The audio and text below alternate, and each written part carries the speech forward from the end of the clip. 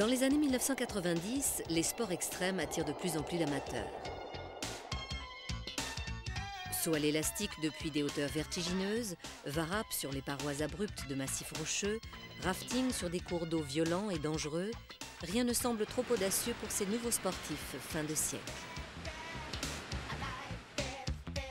Ce qu'ils recherchent dans ces activités à haut risque, c'est le dépassement de soi, la maîtrise absolue de leurs capacités physiques et psychiques.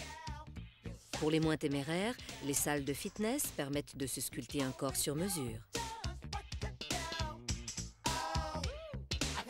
Autre activité très en vue, le roller, qui séduit de nombreux adolescents. Ce sport de glisse très démocratique envahit les espaces publics, rues, esplanades. Le corps est devenu un merveilleux outil pour exprimer sa personnalité. Les adeptes du piercing, du tatouage, n'hésitent pas, parfois au prix d'interventions douloureuses, à le marquer et le peindre pour en faire une sorte d'œuvre d'art très personnelle. On ose les couleurs les plus criardes, que ce soit pour les cheveux ou la tenue vestimentaire. Aller au bout de soi-même, tel est encore le mot d'ordre des soirées rêves où se presse une foule prête à s'épuiser et à s'oublier sur le rythme monotone et quasi hypnotique de la techno.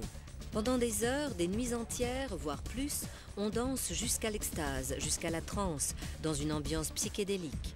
La techno, symbole d'une génération dont la culture, qui passe par la musique, s'est appropriée les dernières avancées de la technologie. Chaque année, des Love Parades rassemblent des milliers de rêveurs qui manifestent avec des codes bien particuliers leur propre univers culturel.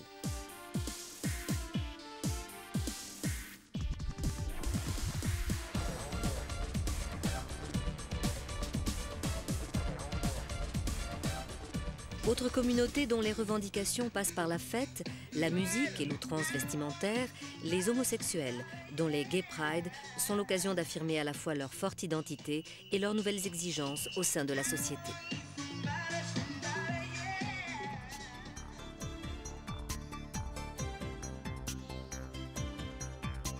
Le satellite d'observation climatique ERS-1 est lancé de Kourou en Guyane. 10 000 réfugiés albanais débarquent dans le port de Bari, en Italie. Aux Philippines, le Pinatubo entre en éruption. 200 000 personnes sont déplacées.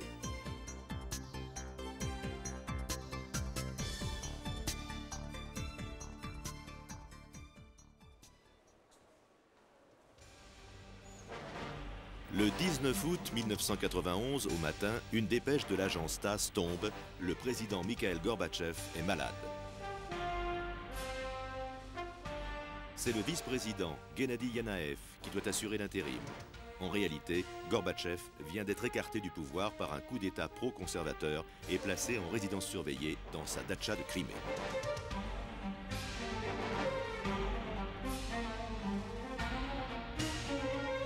Les putschistes veulent à tout prix empêcher la prochaine signature du traité de l'Union qui reconnaît l'autonomie des républiques soviétiques.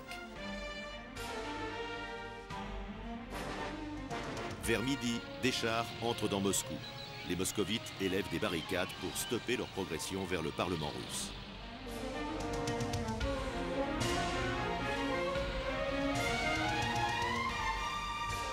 À la tête de la résistance, Boris Eltsine, réformateur communiste et président depuis le 12 juin de la République de Russie. Il déclare illégal l'état d'urgence décrété par les putschistes et exige le retour immédiat de Gorbatchev. Le lendemain, 50 000 personnes descendent dans la rue à Moscou, 100 000 à Leningrad.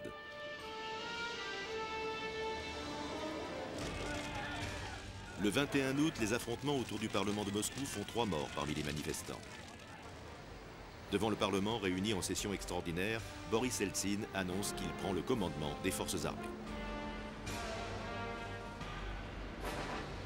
Grâce à la mobilisation de la population, grâce à la détermination d'Eltsine, le coup d'État a échoué. Les putschistes sont arrêtés et le comité d'urgence dissous.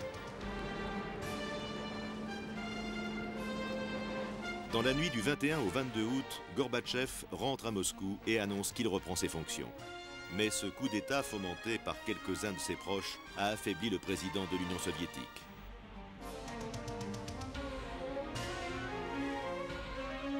Boris Eltsine sort grand vainqueur de cette crise et se pose désormais en vrai challenger de Gorbatchev.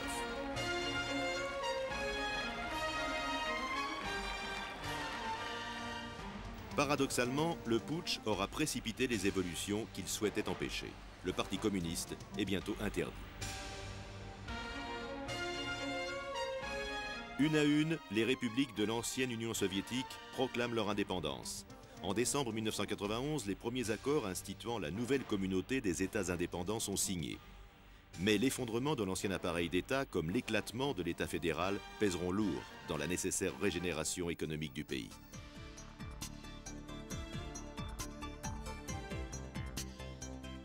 En France, le chômage franchit la barre des 3 millions. L'Égyptien Boutros Boutros-Ghali est élu secrétaire général de l'ONU. Les pays membres de la CEE signent à Maastricht le traité instituant l'Union économique et monétaire.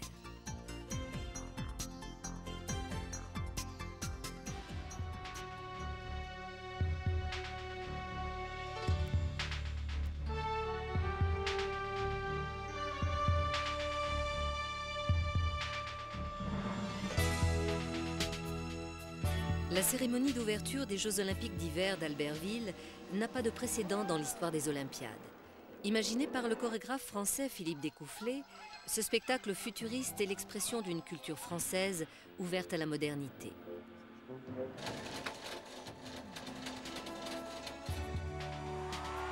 Plus de 2000 sportifs de 64 nationalités différentes participent à ces Jeux.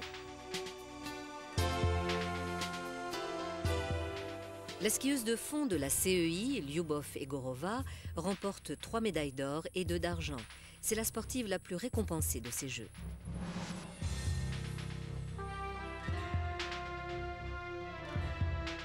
Les Norvégiens Bjørn Dæhlie et Vegard Ulvang font presque aussi bien, avec pour chacun 3 médailles d'or et 1 d'argent.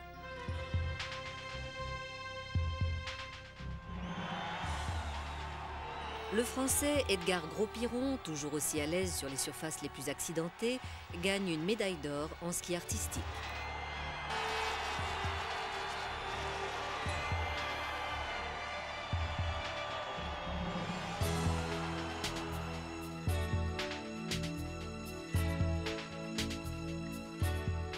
« 65 000 personnes assistent à la somptueuse cérémonie d'ouverture des Jeux Olympiques d'été de Barcelone. Un événement suivi en direct dans le monde entier par plus d'1 milliard de téléspectateurs.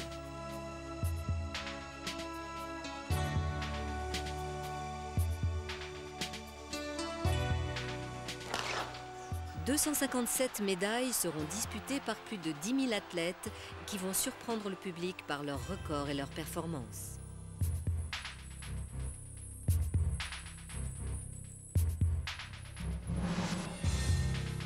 La Française Marie-Josée Pérec impose son style parfait et inimitable et remporte aux 400 mètres la médaille d'or.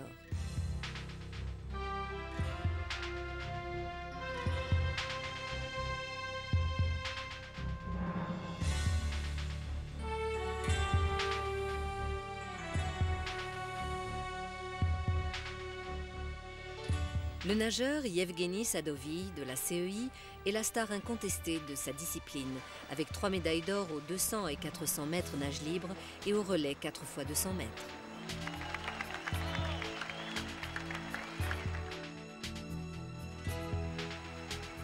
L'américaine Gail Devers remporte une grande victoire. Sa médaille d'or aux 100 mètres est sans doute la plus belle preuve que la maladie qui menaçait la vie de cette grande sportive est bien finie.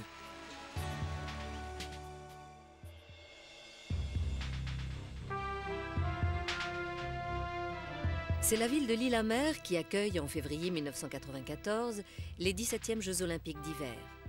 Pour la première fois, les Olympiades d'hiver et d'été ne se déroulent pas la même année. Le comité olympique en a décidé ainsi pour pouvoir commercialiser au mieux cet événement sportif.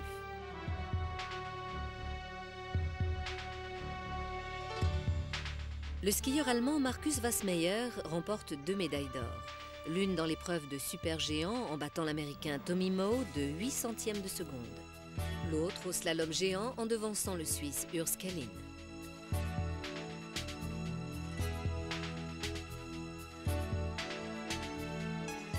10 ans après sa victoire aux Jeux Olympiques de Sarajevo, l'Allemand Jens Weißflog renouvelle ses exploits aux 120 mètres tremplin avec des sauts de 129,5 et 133 mètres.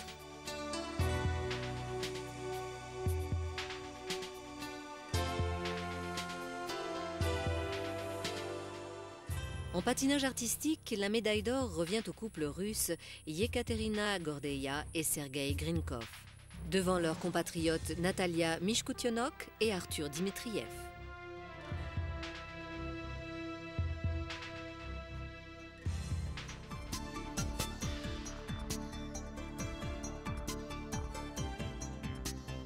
La plus grande exposition universelle de ce siècle ouvre ses portes à Séville. L'actrice Marlène Dietrich meurt à Paris. En Italie, le juge antimafia Giovanni Falcone est tué dans un attentat.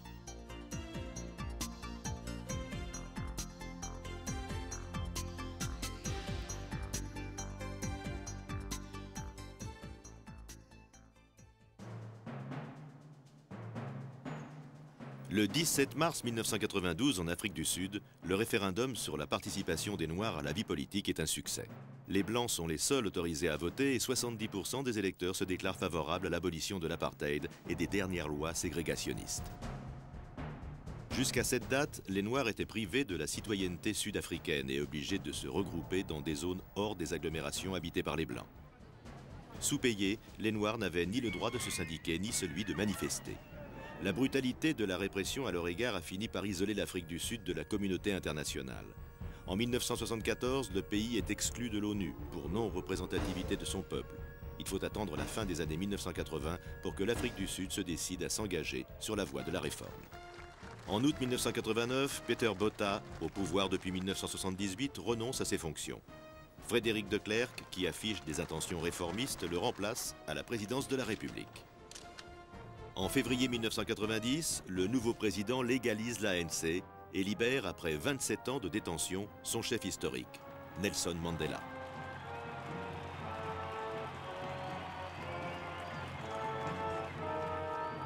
Mais le programme de réforme engagé est assombri par le conflit qui oppose les factions rivales noires. Les affrontements entre les partisans de l'ANC et les membres du mouvement Zulu Inkatha font de très nombreuses victimes dans les quartiers noirs.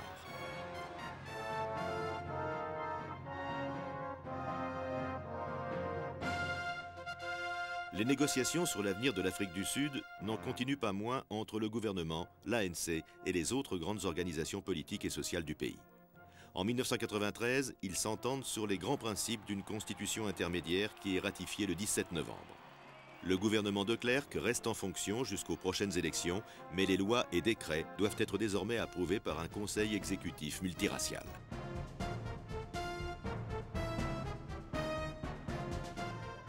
La date des élections est fixée pour le mois d'avril 1994. Ce sont les premières élections multiraciales auxquelles participe la population noire, privée jusque-là soit du droit de vote, soit de la citoyenneté sud-africaine.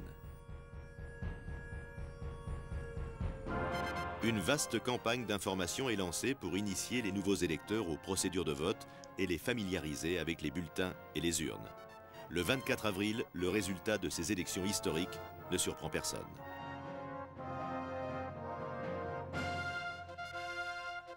L'ANC recueille plus de 62% des voix. Nelson Mandela, élu par le Parlement, est le premier président noir de la République sud-africaine.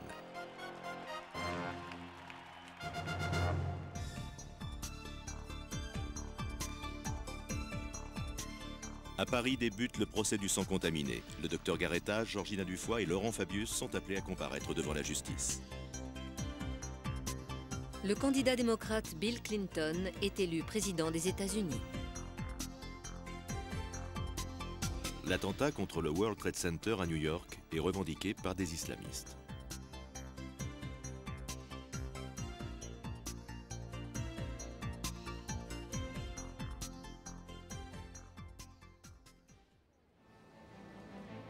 Washington, septembre 1993.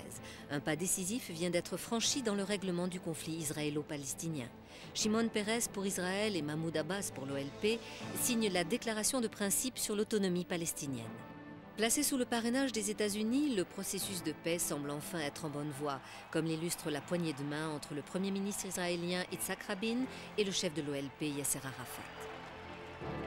Ces premiers accords portent sur le transfert des pouvoirs civils détenus jusque-là par les Israéliens et les modalités de l'autonomie palestinienne dans les territoires occupés, la bande de Gaza et la Cisjordanie. Déjà en 1991, à la conférence de paix de Madrid, Israéliens et Palestiniens avaient tenté une première négociation. Mais l'intransigeance du gouvernement israélien sur tout compromis territorial laisse à cette date peu d'espoir. Il faut attendre les élections du 23 juin 1992 et la nomination d'Yitzhak Rabin à la tête du gouvernement pour sortir de l'impasse diplomatique. Celui-ci, favorable au processus de paix, donne son aval pour de nouvelles négociations qui se tiennent à Oslo début 1993 dans le plus grand secret.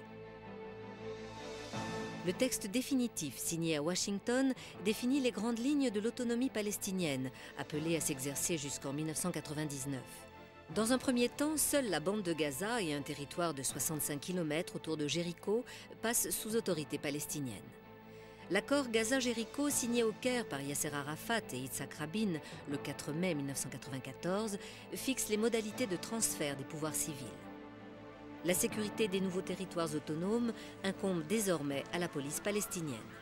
L'accord prévoit le retrait des troupes israéliennes, qui gardent cependant le contrôle des frontières, ainsi que le transfert à l'administration palestinienne des pouvoirs en matière d'éducation, de santé, de travail ou d'aide sociale.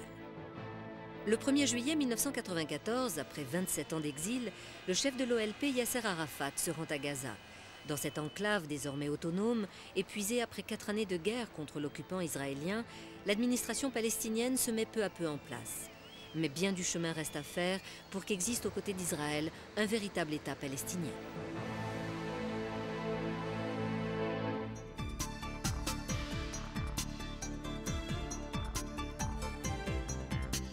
Édouard Balladur est nommé Premier ministre. C'est le début de la seconde cohabitation. Mis en cause dans une affaire de presse sans intérêt, l'ancien Premier ministre Pierre Bérégovoy se suicide à Nevers. Les expériences menées aux États-Unis sur le clonage humain déclenchent une polémique internationale.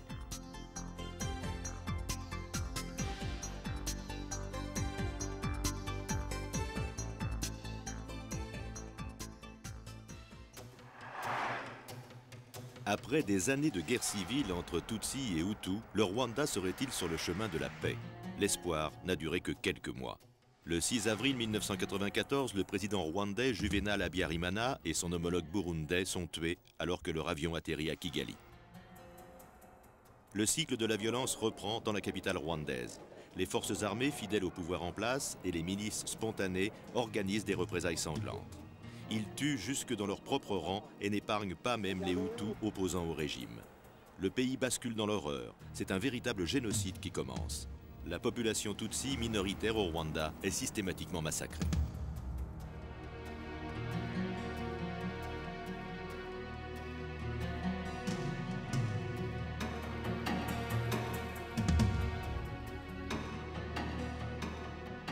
Ce conflit entre Hutus et Tutsis n'est pas récent.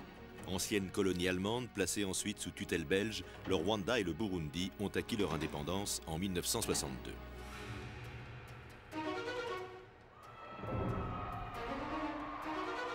Le conflit ethnique, masqué jusque-là par la présence étrangère, éclate au grand jour.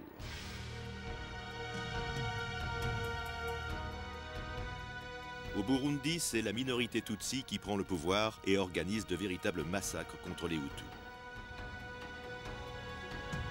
Au Rwanda, le scénario est inverse. Les Hutus prennent le contrôle du pays et exécutent des milliers de Tutsis. Mais dans cette région d'Afrique qui cumule tous les handicaps, la situation ne fait au fil des ans qu'empirer et les conflits se durcir.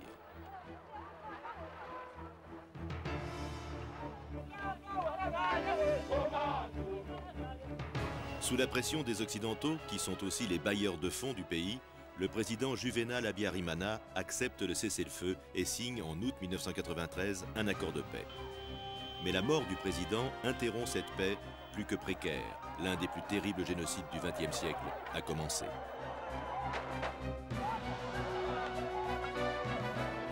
Le 23 juin 1994, la France envoie près de 2500 soldats pour apporter l'aide humanitaire d'urgence qui s'impose au Rwanda et dans les pays limitrophes.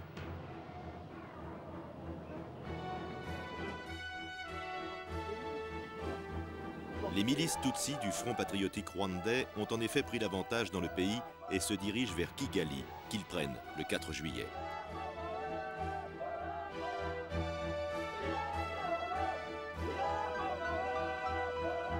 Malgré les gestes de réconciliation lancés par les vainqueurs, la population Hutu effrayée prend la route de l'exode. En l'espace de quelques semaines, ils sont presque 2 millions à fuir au Burundi, au Zaïre ou en Tanzanie. Dans le seul camp de Goma au Zaïre, ils sont plusieurs centaines de milliers à lutter contre la faim ou contre la peur de représailles féroces. Ils ne peuvent compter sur l'appui du dictateur zaïrois Mobutu, qui ne cache pas son hostilité à leur égard.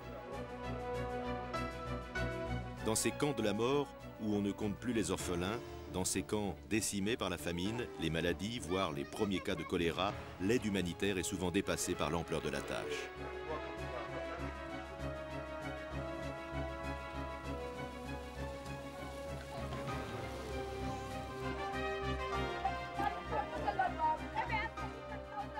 Les moyens dont elle dispose ne peuvent répondre à une telle catastrophe, soulager une telle détresse humaine. En avril 1995, à Kibéo, dans l'un des plus grands camps de réfugiés, les Français présents sur place restent impuissants devant le massacre de 2000 Hutus perpétré de sang-froid par les soldats Tutsis. Il faudra du temps, beaucoup de temps, pour que le Rwanda connaisse la paix.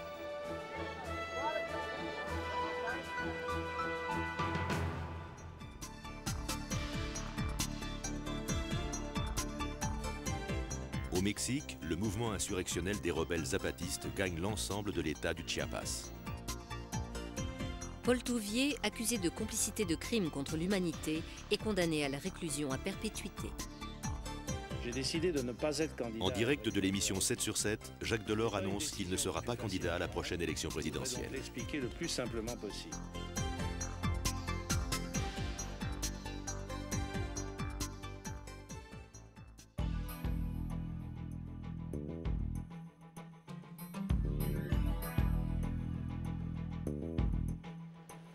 Le 21 novembre 1990, la conférence sur la sécurité et la coopération en Europe se réunit à Paris.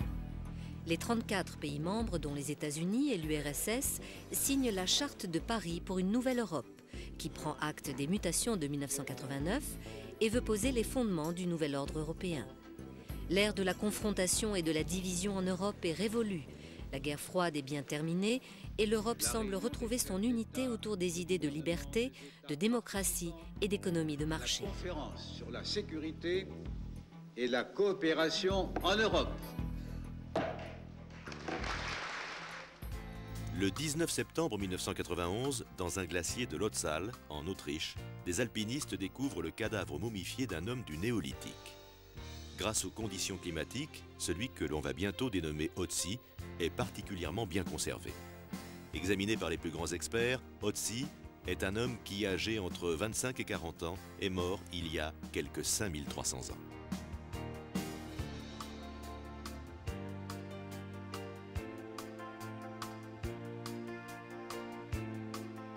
Le 6 mai 1994, à Calais, la reine Elisabeth II d'Angleterre et le président de la République française, François Mitterrand, inaugurent le tunnel sous la Manche qui relie la Grande-Bretagne au continent.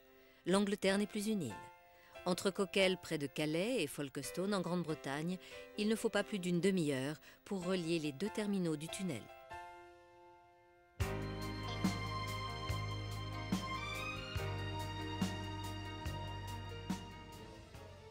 Le 24 juillet 1994 s'ouvre à Los Angeles l'un des procès les plus médiatisés, celui de l'ex-star de football Orenthal James Simpson, accusé d'avoir assassiné son ancienne épouse, Nicole Brown Simpson, et son ami, Ronald Goldman. Minute par minute, les téléspectateurs peuvent suivre en direct la fuite de l'ancien champion qui tente d'échapper à la police.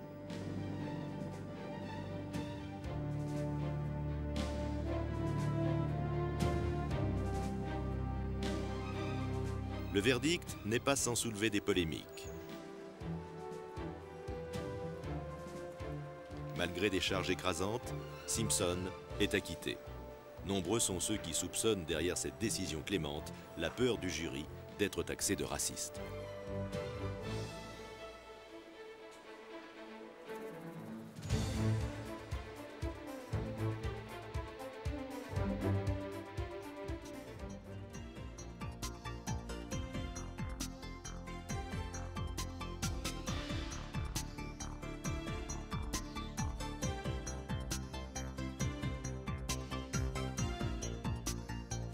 À Kobe, au Japon, plus de 300 000 personnes sont sans abri à la suite d'un tremblement de terre de magnitude 7,5. En France, Jacques Chirac est élu président de la République. Alain Juppé forme le nouveau gouvernement. La reprise des essais nucléaires annoncée par Jacques Chirac choque l'opinion internationale.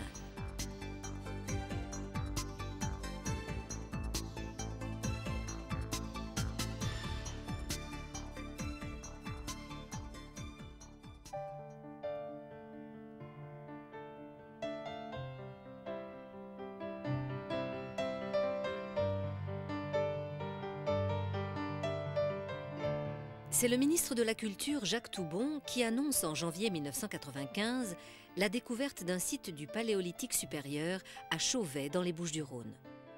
En explorant une grotte près d'Avignon, des archéologues amateurs sont tombés sur des peintures rupestres qui remontent à 30 000 ans.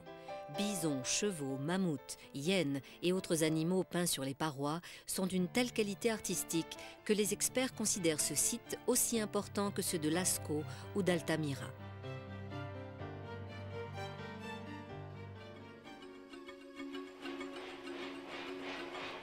Révolution dans la haute couture française. C'est à de jeunes créateurs comme le turbulent John Galliano chez Dior que font appel les grandes maisons parisiennes. Ce jeune couturier n'hésite pas à puiser aux sources les plus insolites pour élaborer un style haut en couleurs et sans cesse renouvelé.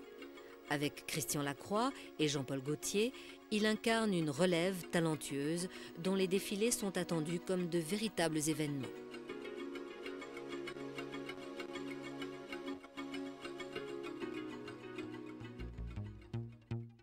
En 1998, sont inaugurés certains des plus grands et des plus beaux ponts du monde.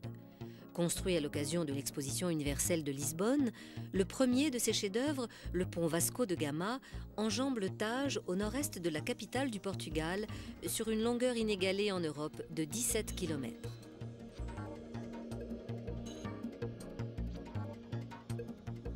Une autre prouesse du génie civil, le pont Akashi-Kaikyo, relie depuis le 5 avril 1998 la ville de Kobe à l'île Awaji.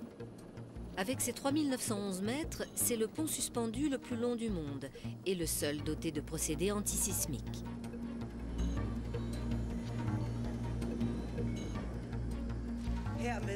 Le 14 juin, la reine Margrethe II du Danemark inaugure le pont suspendu qui enjambe le Grand Belt. Entre les deux principales îles du pays, les automobilistes empruntent désormais une route continue qui passe à 63 mètres au-dessus de la mer. Sealand n'est plus une île.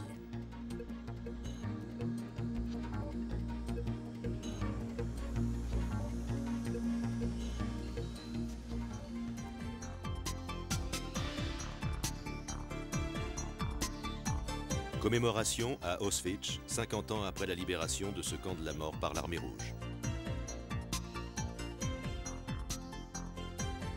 Une vague d'attentats terroristes frappe la France. Au Nigeria, Kenule Sarowiwa, fondateur du mouvement en faveur de la minorité Ibos, est condamné à mort.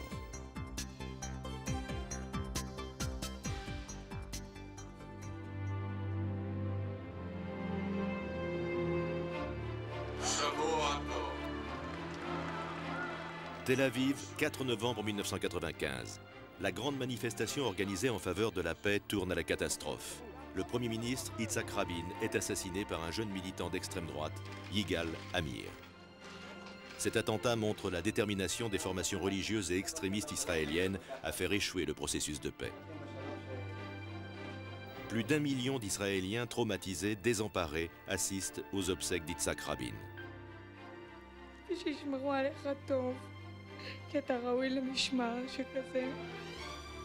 Parmi les 30 chefs d'État présents, le roi Hussein de Jordanie et le président égyptien Moubarak rendent un dernier hommage à celui qui représentait l'espoir d'une paix durable au Proche-Orient. Absent de la cérémonie, Yasser Arafat se rendra à Tel Aviv le 10 décembre pour présenter ses condoléances à Léa Rabin. Avec l'investiture le 22 novembre au poste de Premier ministre de Shimon Peres, compagnon de route de Rabin, le processus de paix semble ne pas devoir être démenti du côté israélien. Mais un an plus tard, l'opinion publique israélienne bascule. Elle n'est pas insensible à la fermeté du discours des partis de droite face aux attentats palestiniens. La victoire surprise de Benyamin Netanyahou, candidat du Likoud aux élections législatives de mai 1996, ne laisse aucun doute sur les nouvelles positions de l'État hébreu. Les partisans du Grand Israël ne sont pas prêts à respecter le calendrier des accords d'Oslo. Le processus de paix plonge dans une impasse dangereuse.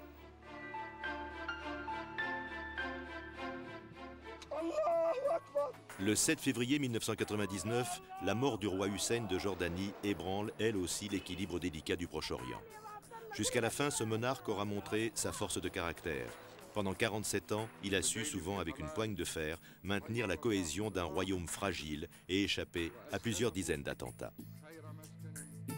Après avoir suivi sa scolarité en Angleterre, d'abord à la célèbre école d'Harrow, puis à l'académie militaire Sandhurst, il accède au trône dès l'âge de 16 ans, succédant à son père Abdullah assassiné.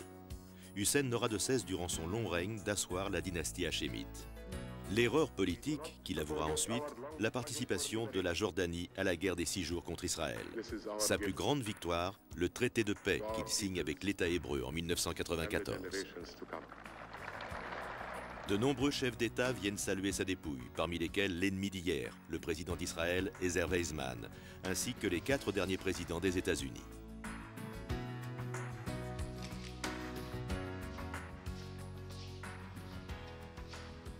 C'est le fils aîné du roi défunt, Abdallah, qui lui succède sur le trône. En promettant de poursuivre l'œuvre de son père, le nouveau roi n'entend pas changer la donne au Proche-Orient.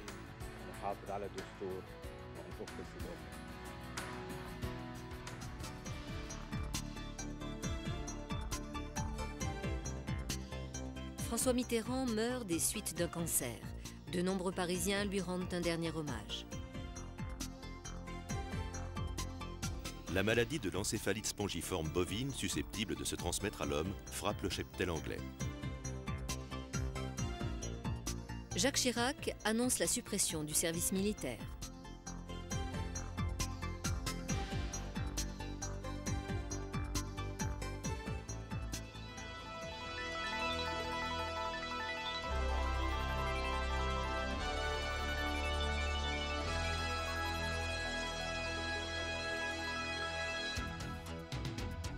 « 16 janvier 1996.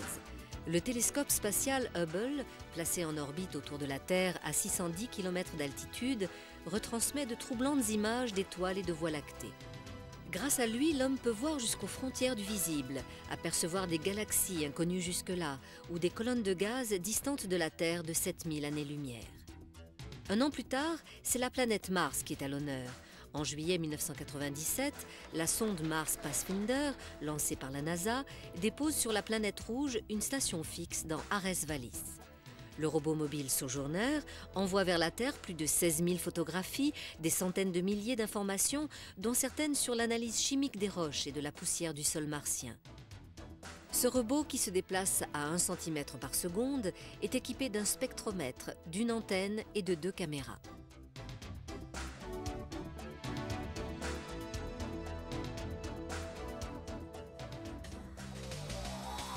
Une grande première dans l'histoire de l'astronautique.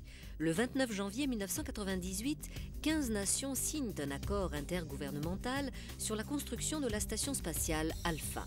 Située à 350 km de la Terre, celle-ci pourra accueillir jusqu'à 7 astronautes. Le 6 décembre de la même année, la navette américaine Endeavour arrime le premier module russe de l'un des projets les plus coûteux et les plus ambitieux de la conquête de l'espace.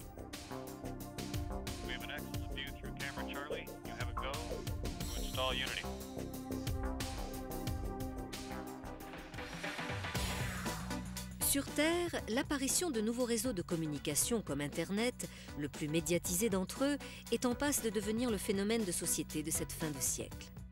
Via une adresse électronique, l'utilisateur du World Wide Web peut se connecter à n'importe quel serveur dans le monde, échanger des informations ou acheter ce que bon lui semble, disques, livres et bien d'autres choses encore.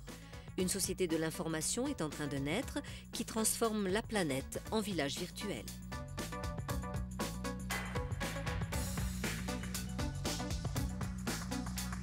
Les performances des ordinateurs et des logiciels doublent tous les ans, accélérant ainsi la croissance de ce marché dont les prix sont de plus en plus abordables.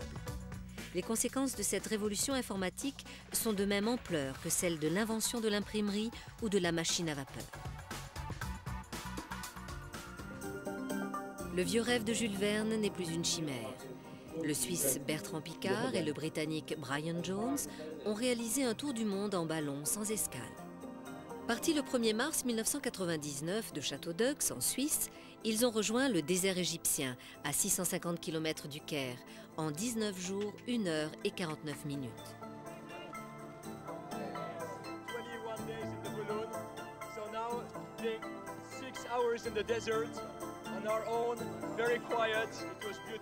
Cet exploit n'aurait pu réussir sans l'aide indispensable des météorologues et des informaticiens. À bord de leur ballon Orbiter 3, pesant 8 tonnes et mesurant 54 mètres, les deux aérostiers ont su tirer parti des courants aériens à 10 000 mètres d'altitude.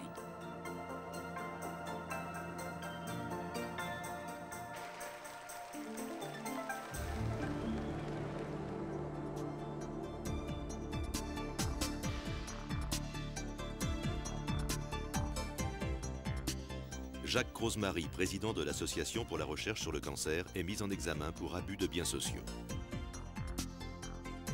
Après avoir décollé de New York, un Boeing de la TWA explose en vol. Bilan 230 morts. La police évacue violemment les sans-papiers et leurs sympathisants de l'église Saint-Bernard à Paris.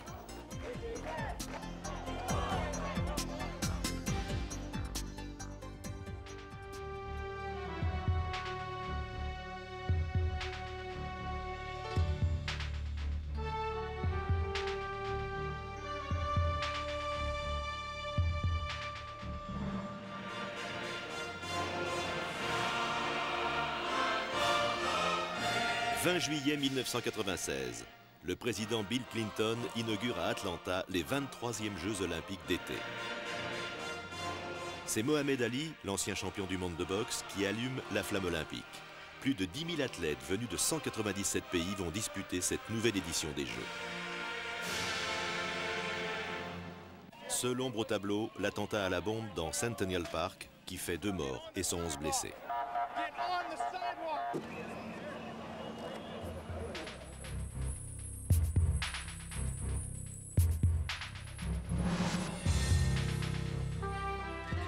L'Américain Carl Lewis, malgré ses 35 ans, gagne pour la 4e fois consécutive l'épreuve du saut en longueur et totalise 9 médailles d'or.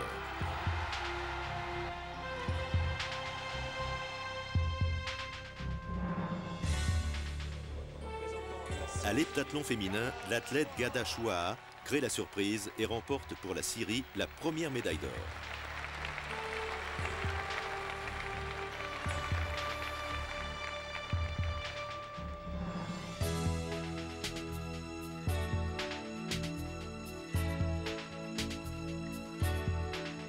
La France gagne 2 médailles d'or bien méritées. Le judoka David Douillet remporte facilement et avec une joie non dissimulée la finale des poids lourds.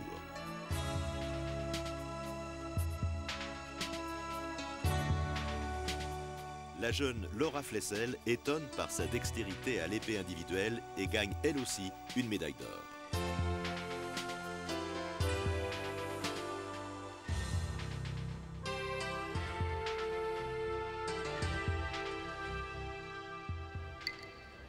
« 7 février 1998, la cérémonie d'ouverture des Jeux Olympiques d'hiver à Nagano est placée sous le signe de la tradition japonaise.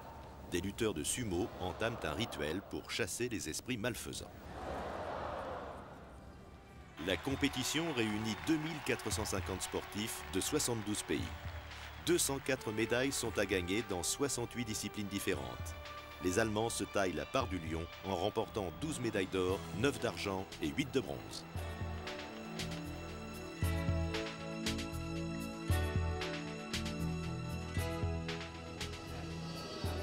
la France n'est pas absente des podiums.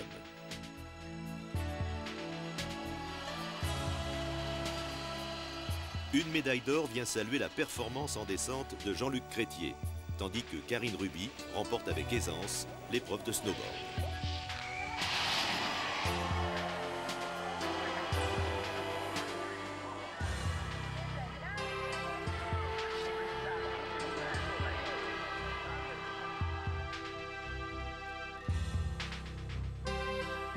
L'Allemagne s'illustre en patinage de vitesse sur 3000 mètres avec un tiercé gagnant. Gunda Niemann-Stirnemann devance ses compatriotes Claudia Pechstein et Annie Friedinger. En ski alpin, c'est l'Autrichien Hermann Maier qui gagne les épreuves de supergéant et de slalom géant.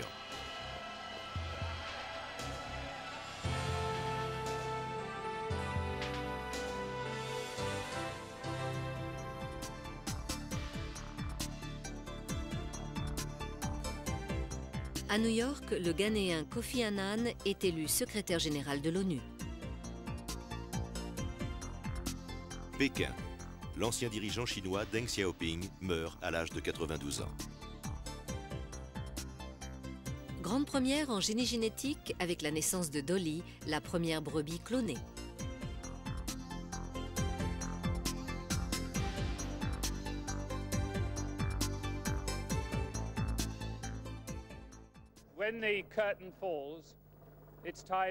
Londres, 1er mai 1997.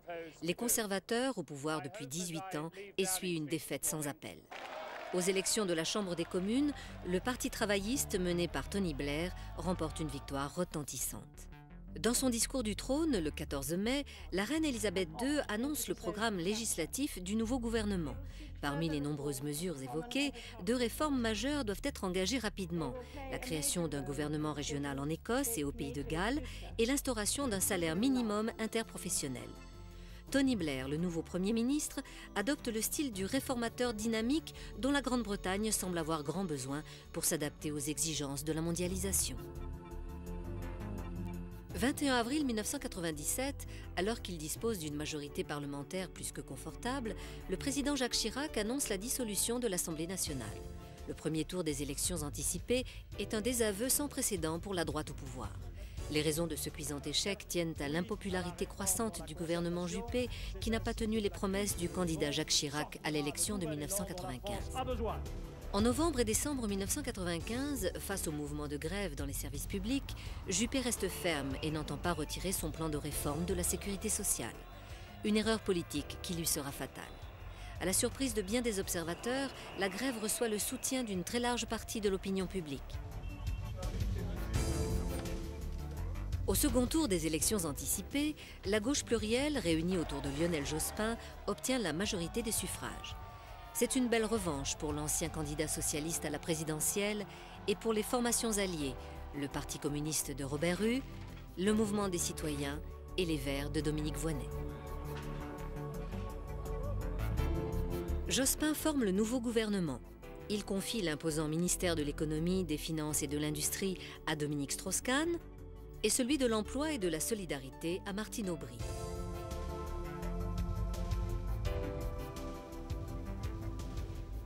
Parmi les réformes entreprises pour lutter contre le chômage, la loi instituant les 35 heures. Négociée avec l'ensemble des syndicats, elle provoque la colère du patronat français, mais entre en vigueur pour le 1er janvier 2000. Autre dossier sensible, la révision des lois Pasqua-Debré sur l'immigration et l'élaboration d'un projet de réforme du Code de la nationalité défendu devant les 2 assemblées par la ministre de la Justice, Elisabeth Guigou. Mais pour les Français, la priorité reste la lutte contre le chômage et l'exclusion.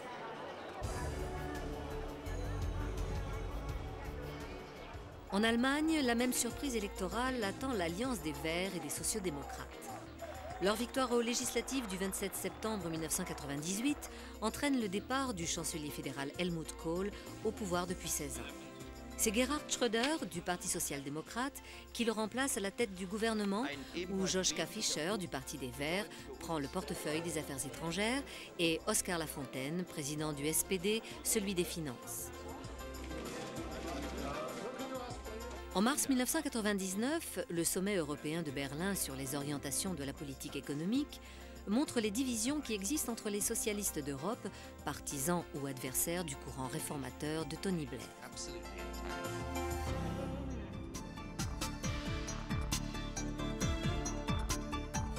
Échecs et maths. L'ordinateur Deep Blue bat Garry Kasparov, champion du monde d'échecs. À Paris, l'Alliance Atlantique et la Russie signent l'acte fondateur d'une politique commune de sécurité. En France, le marché du téléphone mobile connaît une croissance soutenue.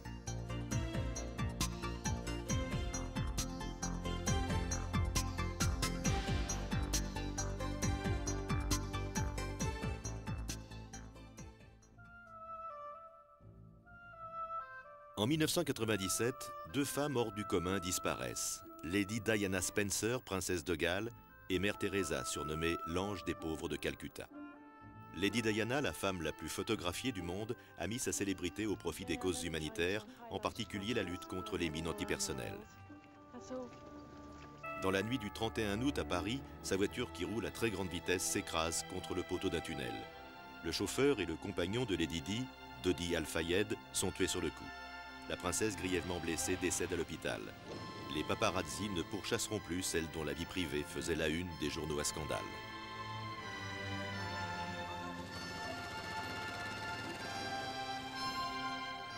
Des millions de personnes en Angleterre, mais aussi dans le monde entier, manifestent leur peine devant la mort brutale de celle qu'on surnomme la reine des cœurs. C'est à Althorp House, dans le domaine familial, que le corps de la princesse sera inhumé. À 18 ans, la jeune Agnès Boyachiu, religieuse de Notre-Dame de Lorette, quitte Skopje en Macédoine pour se rendre à Calcutta. Confrontée à la plus grande misère qui soit, elle crée l'ordre des missionnaires de la charité. Vêtue d'un sari blanc bordé de bleu, Mère Teresa partage avec ses sœurs la vie des pauvres, tente de soulager les plus malades et les plus démunis en créant des hôpitaux, des écoles. En 1979, elle reçoit le prix Nobel de la paix pour l'action sans relâche qu'elle a menée à Calcutta. People who have become a burden to the society and are shunned by everybody. C'est dans cette même ville que le 5 septembre 1997, elle meurt à l'âge de 87 ans. Des centaines de milliers de personnes assistent aux funérailles nationales de Mère Teresa.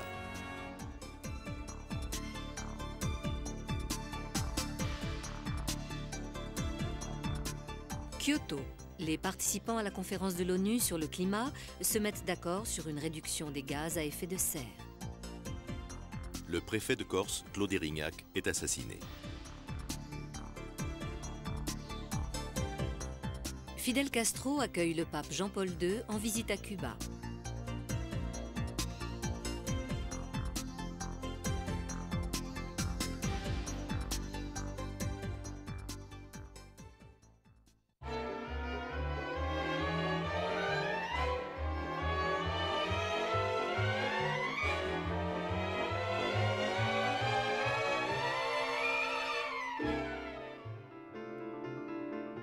Le 23 mars 1998, 11 Oscars viennent couronner à Los Angeles le film monumental de James Cameron, Titanic.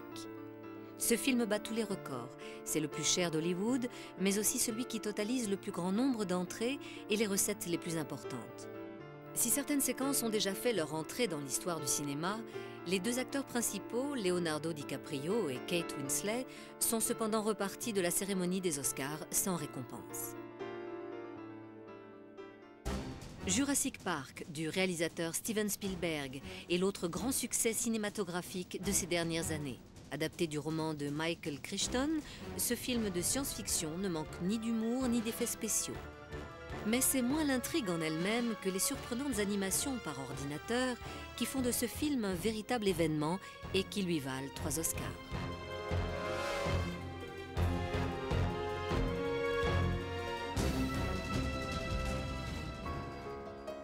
Avec la liste de Schindler, le même Steven Spielberg surprend tout le monde, la critique comme le public. Personne ne le pensait capable d'aborder un sujet aussi grave que l'Holocauste. Son adaptation fidèle et subtile du livre de Thomas Kenaly retrace les contradictions d'Oskar Schindler, ce chef d'entreprise qui finit par dénoncer l'horreur nazie et sauver plus de 1000 juifs des camps d'extermination.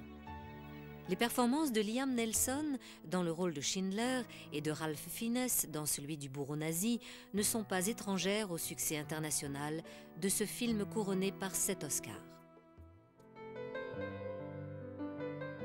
En 1997, le réalisateur britannique Anthony Minghella fait une adaptation très réussie du somptueux livre de Michael Ontage, Le patient anglais.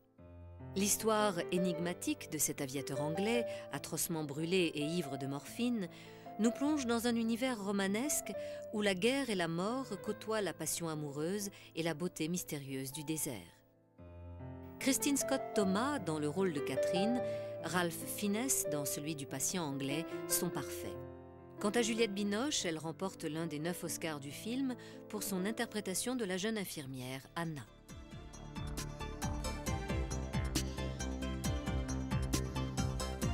L'administration américaine autorise la vente du Viagra, un remède contre les défaillances sexuelles des hommes. Le général Pinochet est arrêté puis hospitalisé en Angleterre. L'équipe de France remporte la Coupe du monde de football.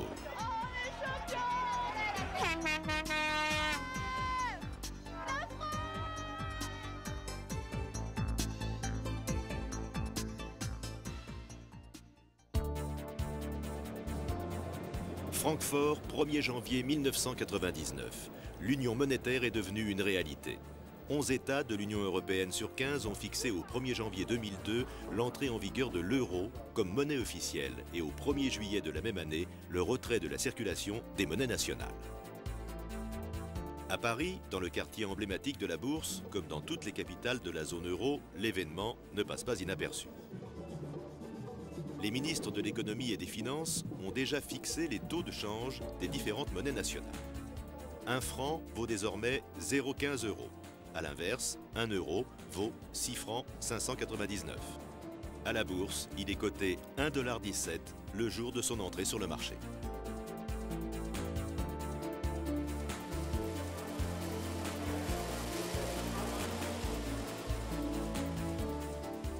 Le traité de Maastricht, signé les 9 et 10 septembre 1991 par les pays membres de la Communauté européenne, stipulait en effet que la nouvelle union économique et monétaire devait se doter au plus tard en 1999 d'une monnaie unique et d'une banque centrale. Pour ce faire, les différents États de l'Union devaient se plier à des critères de convergence très sévères afin d'harmoniser leur politique économique et financière. La nouvelle banque centrale, dont le siège est à Francfort, est un établissement indépendant qui doit garantir la stabilité de la monnaie.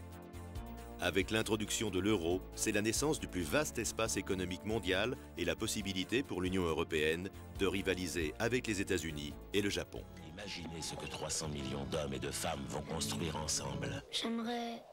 Quand ils feront des vœux dans la même monnaie.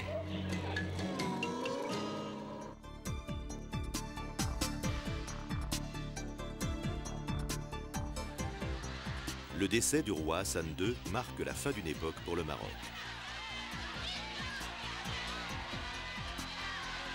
L'ancien collaborateur Maurice Papon est condamné à Bordeaux pour complicité de crimes contre l'humanité. Après bien des débats houleux, le pacte civil de solidarité, ou PACS, est promulgué en France.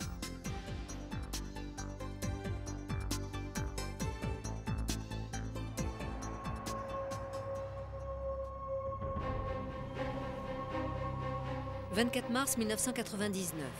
Les troupes de l'Alliance Atlantique qui croisent dans l'Adriatique reçoivent l'ordre de bombarder la République fédérale de Yougoslavie.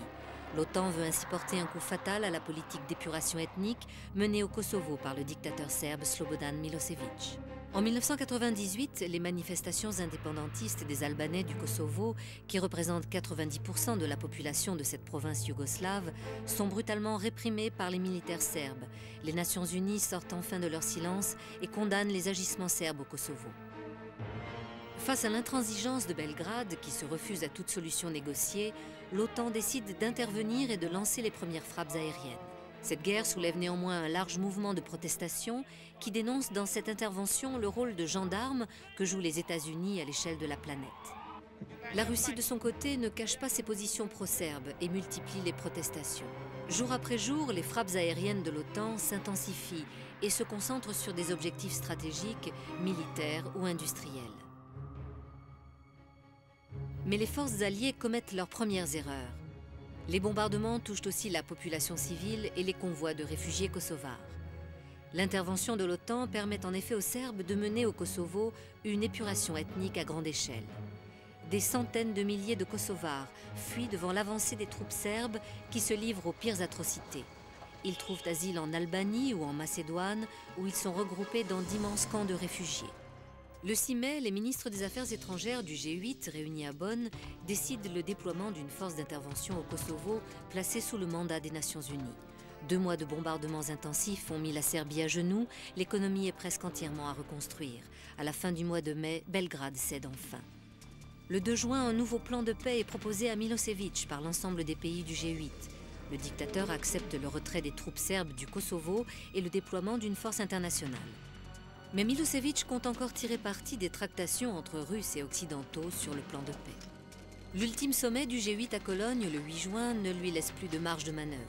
Le lendemain, un accord est enfin conclu à Kumanovo, une petite localité à la frontière macédonienne. Les forces serbes ont 11 jours pour quitter le Kosovo. Le secrétaire général de l'OTAN, Javier Solana, et le porte-parole, Jemi Shea, annoncent l'arrêt des bombardements. Le 10 juin, le Conseil de sécurité de l'ONU vote, à l'exception de la Chine, la résolution autorisant le déploiement d'une force d'intervention au Kosovo, la KFOR, et l'administration civile internationale de la province. Celle-ci est divisée en 5 zones militaires, placées sous la responsabilité des pays du G7. L'opinion internationale découvre alors l'ampleur des atrocités commises par l'armée serbe contre les Albanais du Kosovo. Tandis que les troupes de Belgrade se retirent, les Albanais reviennent en masse des camps de Macédoine ou d'Albanie. La répression change de camp. Tandis que les troupes de la KFOR sont saluées comme des libérateurs, les Serbes du Kosovo prennent à leur tour le chemin de l'exode par crainte des représailles.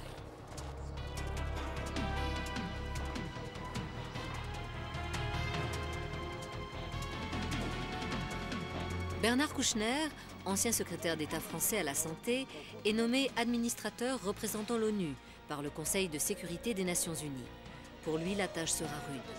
Serbes et Albanais peuvent-ils vivre encore ensemble au Kosovo ?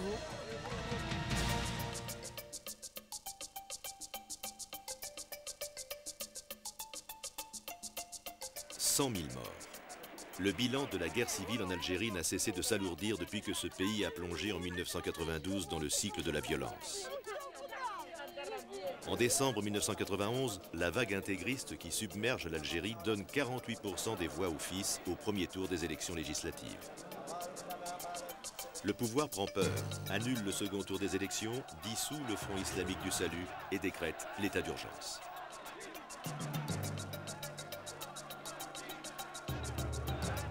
Le président Chadli démissionne et c'est Mohamed Boudiaf qui est nommé à la tête du Haut Comité d'État. Son assassinat le 29 juin 1992 à Annaba fait basculer l'Algérie dans la violence et le chaos. Des attentats meurtriers sont perpétrés par les groupes islamistes armés contre des personnalités du monde politique ou culturel, ou bien contre la présence étrangère, en particulier les Français. Face à cette spirale de la violence, les Algériens en appellent au dialogue. Mais le pouvoir en place, tenu par les militaires, semble être partie prenante de cette dynamique de la violence. En 1997, aux atrocités commises par les groupes islamistes répondent les ratissages sanglants perpétrés par l'armée. L'assassinat du chanteur Matou Blounès montre à quel point la violence est devenue aveugle. Et pourtant, avec l'élection d'Abdelaziz Bouteflika à la présidence de la République, l'espoir renaît. Un référendum sur la concorde civile est organisé le 16 septembre 1999. Mais cette consultation est-elle suffisante pour remettre l'Algérie sur la voie de la réconciliation ?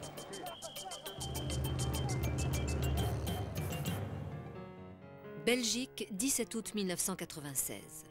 Marc Dutroux conduit la police jusqu'au cadavre de 2 fillettes dans la cave d'une maison. Il vient d'être identifié comme le chef d'un réseau de kidnapping et de proxénétisme d'enfants. Au cours d'une nouvelle perquisition, la police libère 2 autres enfants.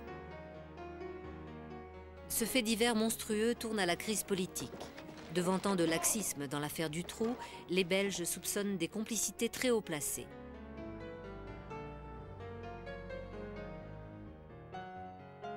Le 20 octobre, 250 000 personnes descendent dans la rue pour une marche blanche à la mémoire des victimes de la pédophilie. Elle dénonce l'inertie du pouvoir politique qui ne survivra pas à cette grave crise de confiance. Hong Kong, 1er juillet 1997, à minuit. Un feu d'artifice vient clore la cérémonie de restitution à la Chine de cette colonie de la couronne britannique. Dans la salle du congrès de Hong Kong, le prince Charles se veut rassurant en confirmant aux habitants de la ville l'appui de son pays, tandis que le chef d'État chinois, Jiang Zemin, accueille ses compatriotes après 156 ans de séparation dans le giron de la Chine. Quant au nouveau gouverneur de la ville, Tung Chee-hwa, il réitère que la liberté d'opinion continuera d'être respectée à Hong Kong. Washington, 12 février 1999. Bill Clinton peut être rassuré, le Monica Gate n'aura pas eu raison de son mandat. Le Sénat vient en effet de l'acquitter des accusations de parjure et d'entrave à la justice lancées contre lui à la suite de sa liaison avec la jeune stagiaire Monica Lewinsky. Dans un premier temps, Bill Clinton avait cru bon de nier cette relation adultère, mais l'acharnement du procureur Kenneth Starr, relayé par les ténors du Parti républicain qui voyaient dans ce scandale l'occasion inespérée de demander la destitution du président, l'avait ensuite contraint à avouer. Le scandale aura fait de la jeune Monica la stagiaire la plus célèbre du monde, dont les mémoires sont un véritable best-seller. 1er janvier 2000, 0 heure. Le bug informatique tant redouté n'a pas eu lieu. Les unes après les autres, les capitales du monde fêtent leur passage dans le nouveau millénaire. Les feux d'artifice les plus somptueux illuminent cette nuit mémorable qui, pour beaucoup, restera le synonyme d'une des fêtes les plus réussies.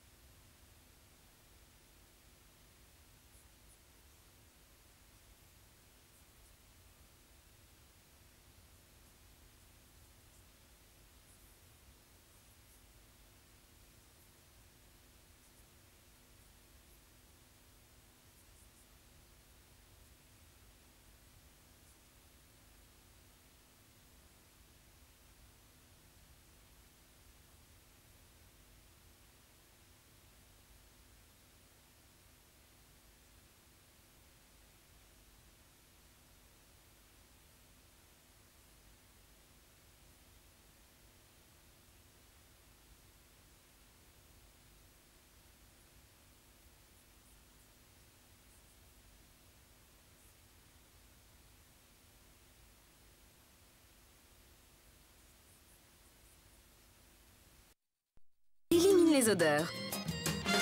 Nouveau Febreze Action anti-allergène. Une idée bien fraîche.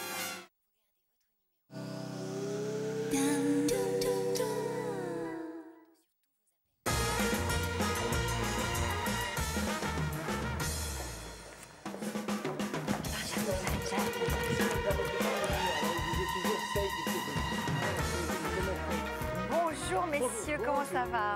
L'irrésistible Murray est avec nous. Merci d'être là. Irrésistible, c'est de savoir comment recevoir. Je peux donner, mais c'est pas... Si, il est un séducteur. Ouais. J'espère, je veux pas savoir comment et faut pas chercher à savoir. Non, voilà. C'est ça, les vrais séducteurs, c'est justement... Bon, attendez, je sens mon micro. Oui, ça va, je suis un peu emmêlée dans mes fils, dans mon stylo, dans mon micro. Il y a un lecteur, David Agadier. Je vous pose la question, il faut y répondre et appeler le 3245. Combien de chansons inédites y a-t-il dans le dernier best-of de Murray? Justement, on vient de vous le dire. 1, 2, 3, c'est à vous d'appeler pour donner la bonne réponse et de composer le 3245. Yves, on aura besoin de nos téléspectateurs pour d'autres thèmes, bien sûr. Oui, bien sûr. Attendez, je regarde un petit peu plus près, mais faites voir vos yeux. Il n'y a pas de petites étoiles là pour l'instant, trop, ça va. Donc avec Murray, donc je regarde un petit peu. Jaloux. Voilà. Jaloux. Voilà un petit gros plan. Elle est belle quand même, Sophie. Regardez, un petit gros plan. Ça va, mais qu'est-ce qui se passe là ce matin, surtout aujourd'hui?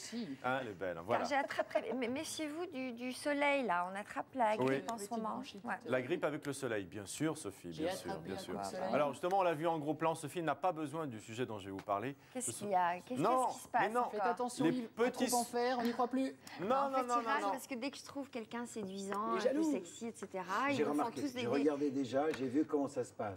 C'est très gentil. Voyez. Et malheureusement, je vous donne, vous avez tout à fait raison. Chaque fois que je vois ça, je comprends. Que quoi? Mais est-ce que c'est parce qu'il était emprisonné dans une boîte? Oui, c'est ça. C'est dans un bocal. C'est un garçon qui est frustré, un peu amer, etc. Il a des petites téléopératrices à côté dans son bocal quand même. Oui, c'est vrai. C'est vrai que je ne suis pas tout seul quand même. Il y a beaucoup de monde autour de moi. De temps en temps, il fait son petit macho avec un martinet, il les fouette et il les fait crier. Voilà. Oui, je l'ai oublié d'ailleurs. Non, mais loin des yeux, loin du cœur, donc je me méfie. Petit soin esthétique. Hein, c'est pour vous, mais attention, sans chirurgie. Voilà. Sans chirurgie, pas d'anesthésie générale, pas de bistouri, des petits soins esthétiques sans chirurgie pour préparer le soleil et l'été. Pourquoi pas, on en a déjà un petit peu parlé. Donc vos questions, bien évidemment, si vous faites ces petits soins esthétiques. Non, c'est pas pour préparer le soleil, c'est quand on va revenir...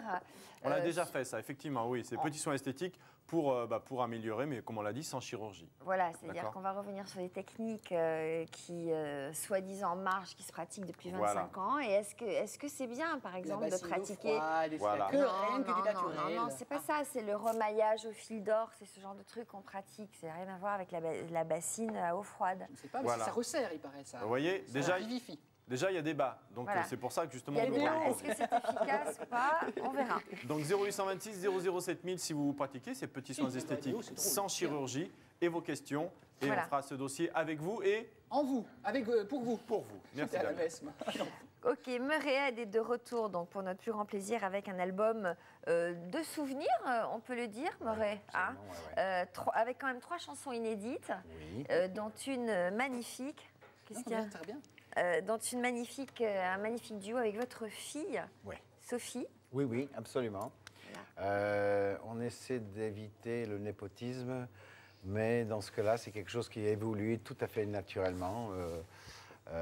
D'ailleurs, la première fois qu'elle a chanté, je l'ai entendue chanter à 5 ans. Elle commençait à chanter, j'ai essayé de l'accompagner avec la guitare et arrêter de chanter. Alors j'ai compris tout de suite, il faut laisser.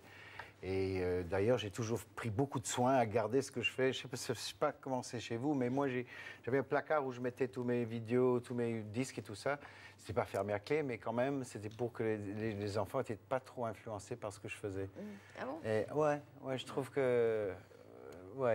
Et je suis très content, ils sont allés à l'université. Elle a fait de la psychologie et l'autre a fait du latin. Et finalement, elle revient là. Et finalement, elle revient, voilà. Alors, Damien, on va peut-être écouter cet album avant d'en parler. C'est évidemment l'indispensable. On ne peut dire que du bien de cet album, puisque c'est le meilleur de Murray. Donc, ce serait original d'ailleurs de sortir le moins bon, un album le moins bon. Mais là, évidemment, c'est... Non, mais j'ai hâte de sortir les moins bons. Mais là, c'est vrai que ça rappelle les souvenirs formidables. C'est des Madeleines de Proust à chaque fois.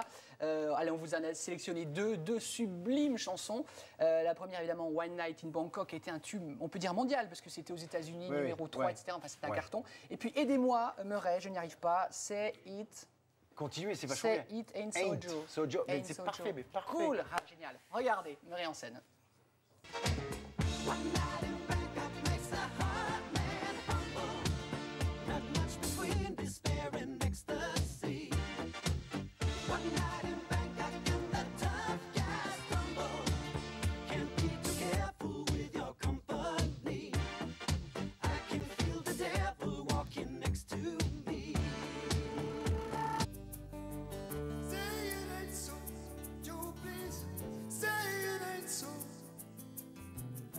That's not what I wanted here, Joanna.